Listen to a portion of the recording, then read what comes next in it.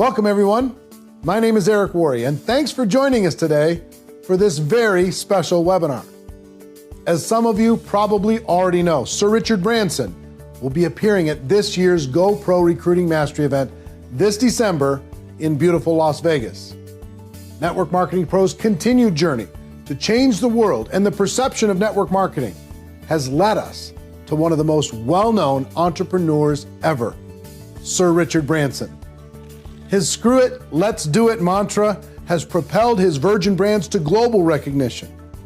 Coupled with his sense of adventure and out-of-the-box thinking, he's become the most iconic entrepreneur of our time. His story is incredible, and I sat down with him recently in preparation for the event, where I'll be interviewing him live on stage at GoPro Recruiting Mastery 2016. Sir Richard Branson. Thank you very much. It's my pleasure to spend a few minutes with you. What do I call you?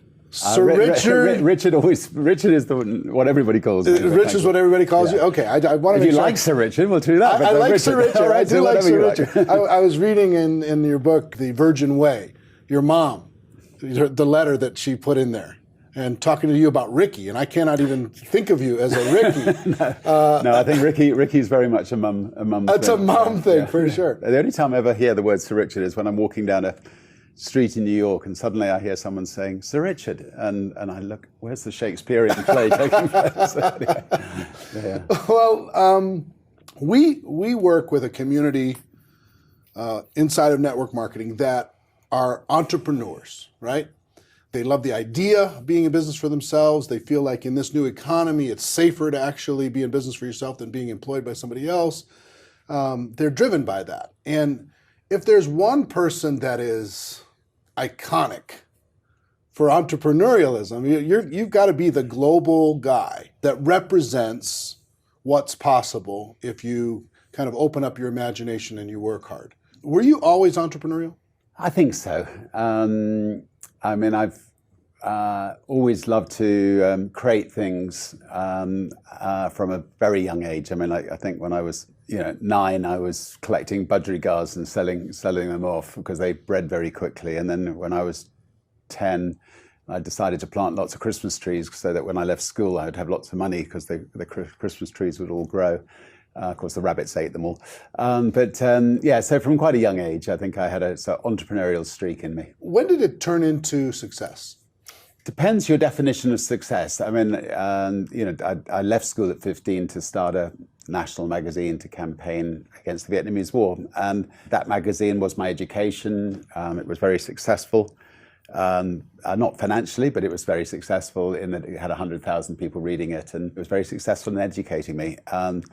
But it was not until the record company that I launched after that we started getting some financial success, which enabled us then to carry on and do what we've done since.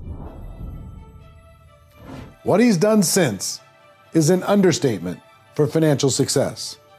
The Virgin Group is comprised of over 400 companies, and his net worth is over $5 billion. The nugget I got from this, though, was his definition of success. The magazine was a success in that he was able to educate himself about being an entrepreneur by developing an audience and making a difference for a cause that was important to him. He may not have made a profit financially, but he profited greatly from learning how to run a business by starting a business. He eventually started a record shop and advertised popular records in the student magazine, which springboarded his record label, Virgin Records, in 1972. In 1984, he started Virgin Atlantic Airways and later sold his record label to help support the airline, and the rest is history. How do entrepreneurs think different than employees? It's fairly radically different, I would say. You get a blank sheet of canvas. An entrepreneur is like an artist. So you get a blank sheet of canvas, then you're creating something to make a positive difference to other people's lives. And in that blank sheet of canvas, you're filling in all the little details to make sure that what you're going to do is exceptionally better than what other people are doing, and the way you're going to do it's going to be exceptionally better. Then as part of that canvas, you need to, have your people that you're going to have working with you on this project in that canvas, and make sure that they're completely committed to to the whole picture. And then, most importantly of all, you just say, screw it, let's do it, and get on and start creating. And you may well fall flat in your face, but then pick yourself up, keep trying until you succeed. It sounds a lot like culture, building the culture around your vision. You have a vision, and then creating a culture that this is how we're going to do things, this is our standards of excellence, that culture is important. Is it? If you have a team of people who completely believe in your idea and what you want to do, you will succeed. If you have a half-hearted team of people, it's going to be much, much, much tougher. So it's really worthwhile making sure that whatever it is you're doing is as worthwhile as possible. And if it's not worthwhile, it's just a money-making thing, then add something on, a new dimension that maybe is helping make the world a better place, and that can motivate all your staff as well. As we continue to talk, I explained that the network marketing community is very passionate about helping the world. They want to create a better life for their families, and the same for other people. They want to grow their team and their network of distributors, so they're constantly searching for quality people to prospect. So I asked him, what advice would you have for someone that's looking to expand their influence? With all these companies and employees that you have, what do you look for in a person when hiring? What we look for is people who are great with people. I mean, I think personality is so important. People who genuinely care about people, people who praise, don't criticize. These are all attributes that are really important. And sometimes people who are, a little bit zany. I mean, you don't want everybody to be, just ordinary nice people. You want one or two people to be a little bit off the wall, but just to throw that into the mix. Is that part of your culture? The little bit of a wild streak? Yes, I mean, I think there are companies that get rid of people who are don't fit neatly into the box, and often those people could turn out to be the most creative people. I remember many years ago getting a call from a local record shop and saying that one of my employees was stealing from Virgin and selling our records in the local record shop, and I asked to see him, and he came back into my office, and I didn't sack him. I just said, everybody needs a second chance in life, so we'll give you a second chance. He then became the most loyal employee ever. He found some of our most successful bands for us. Boy George, right? He found Boy George, Culture Club, Genesis. Wow. Second chances can be good for both people, I think. Yeah. Can you imagine if he didn't give his employee a second chance? And I love his thought on having zany personalities in your organization, how it's good to have a nice mix of personalities, and we don't all have to be the same. When people think about Sir Richard Branson, they think about this adventurer and a man determined to break records and push the boundaries of our accomplishments as a society. From hot air balloons to boats to going up in space commercially, he constantly looks for new challenges. One of my friends, network marketing, one of the top leaders, and a dear friend of mine, Jordan Adler, he is one of the people signed up to go into space with you. He's going through the training right now as the process. Was that a brand building experience? Is that just the way you live your life? Just let's go do the wildest things possible? The original adventures, the ballooning, trying to be the first across the Atlantic in a balloon, or the fastest across the Atlantic in a boat, sometimes thinking, whatever, was when we just started Virgin Atlantic, our airline, and we needed to come up with some way of putting it on the map, and we had a lot of fun in the process in doing so.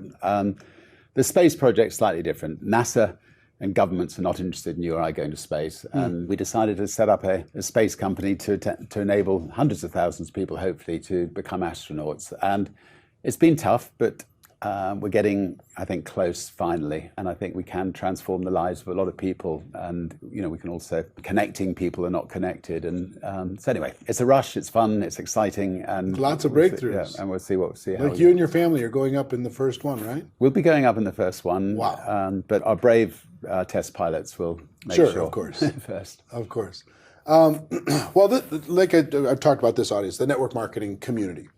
There's about 100 million people around the world that are engaged in this. It does approximately $200 billion a year in revenue. It's growing, it's expanding, and these home-based entrepreneurs are looking for a better life for their families. Do you think it's a good idea for a person to get involved in network marketing and start to build something? I think. We were involved with network marketing once with a cosmetics company in the UK, and we would have a dinner every year with all these young entrepreneurs from all over the country, and they were sometimes they were a mum with children who wanted to make some money on the side, and sometimes they were relying on it completely, for their living. And it was tremendous seeing the enthusiasm, how much it transformed their lives, and what a difference it made to them. So I'm a tremendous believer in network marketing, and I'm a great believer in entrepreneurs. I think all the future jobs in the next 20 or 30 years will be created by network marketing entrepreneurs and other entrepreneurs around the world, starting off from scratch or starting off very small and making a real difference in the world. I think your information is really valuable, and I'm so looking forward. When we thought about who to bring in to our GoPro Recruiting Mastery event, December 1st through the 4th, we have Tony Robbins coming in for an entire evening, but the iconic entrepreneur, the guy that can offer up ideas. And we're going to be asking the audience for questions that maybe would be appropriate for them to hear your answers to, and we're going to have some time at that event to be able to do it. So I look forward to continuing the conversation when we get together there. But what advice would you have? This audience, they're hungry, they want it, they want to be GoPro, they want to become a professional, they want to become a successful entrepreneur. You're a role model to them. What advice would you have for them between now and the time we extend this advice in December? Right. What advice would you have for them?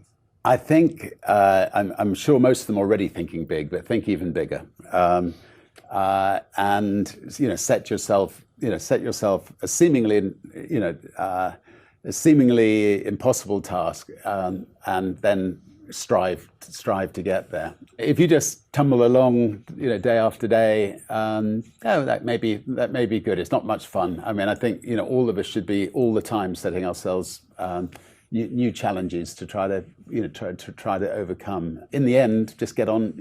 Screw it, but just do it. Just get on and do it. And if you're determined enough, you'll make your dreams come possible. We talked about the idea of successful people like yourself. They say yes first, they tell the world, and then they figure it out. And that's opposite from most people in the world. They just get out there, like you say, screw it, just do it. Your iconic phrase, screw it, just do it. I think that more people could learn from think bigger, faster, believe bigger, faster. Yeah. Belief is such an important thing. Yeah. Well, one thing I use is if somebody asks me a question, I'll say yes. Now, what was the question? I mean, life's a lot more fun if you say yes than if you say no. I think my greatest fear in life is saying no to something and regretting it. I've never regretted saying yes to something, even if I've fallen flat on my face. Sir Richard Branson. How great is it that the most iconic entrepreneur in the world is such a big fan of network marketing?